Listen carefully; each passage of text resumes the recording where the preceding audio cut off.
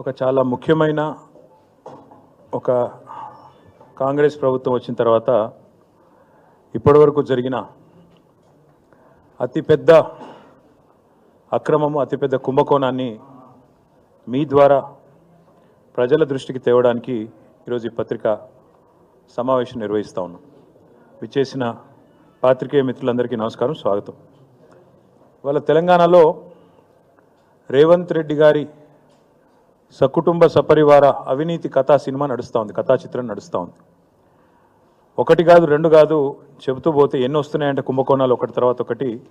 నేను వాటన్నిటి లోతుకు పోకుండా ఒకే ఒక్క కుంభకోణం 8,888 కోట్ల కుంభకోణం, 8,888 crores కుంభకోణం గురించి నేను మీ దృష్టికి రాష్ట్ర ప్రజల దృష్టికి తీసుకొని వస్తూ ఉన్నాను.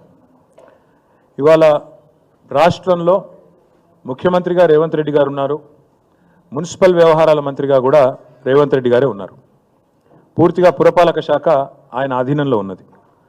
ఆయన ఆధీనంలో ఉన్న పురపాలక శాఖలో అమృత్ అనే కేంద్ర ప్రభుత్వ స్కీమ్ ఏదైతే ఉన్నదో దాని కింద ఈ ప్రభుత్వం వచ్చి రాగానే డిసెంబర్లో ప్రభుత్వం వచ్చింది, ఫిబ్రవరిలోనే ఈ కుంభకోణానికి తెరలేపారు. ఫిబ్రవరి మొదటి వారంలో 8,888 కోట్ల వివిధ మంచినీటి పథకాల కోసం పట్టణాల్లో, తెలంగాణలోని వివిధ మున్సిపల్ పట్టణాల్లో మరి టెండర్లు పిలిచారు. టెండర్లు పిలిచిన తర్వాత ఎట్లా అయిపోయిందంటే ఈరోజు రాష్ట్రంలో బావమరిది తమ్ముడికేమో అమృతం, తెలంగాణ ప్రజలకు మాత్రం విషం అన్నట్టుగా ఈ అమృత్ టెండర్ల వ్యవహారం కానీ రాష్ట్ర ప్రభుత్వ నిర్వాహకం కానీ తయారైంది. ప్రతిపక్షంలో ఉన్నప్పుడేమో ఆనాడు కేసీఆర్ గారిని, మా గవర్నమెంట్ని కుటుంబ పాలన అని నోటికొచ్చినట్టు దూషించిన రేవంత్ రెడ్డి ఇవాళ తెలంగాణ ప్రజలకు సమాధానం చెప్పాలి.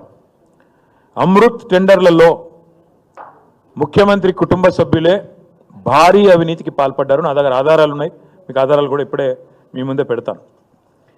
అమృత్ టెండర్లలో సాక్ష్యాలతో సహా వారు చేసిన అక్రమాలకు పూర్తి స్థాయి ఆధారాలతో సహా మా దగ్గర ఉన్నాయి, ఇప్పుడు మీ ముందు పెడతాం. నేను నిన్ననే కేంద్ర పట్టణాభివృద్ధి శాఖ మంత్రి మనోహర్ లాల్ ఖట్టర్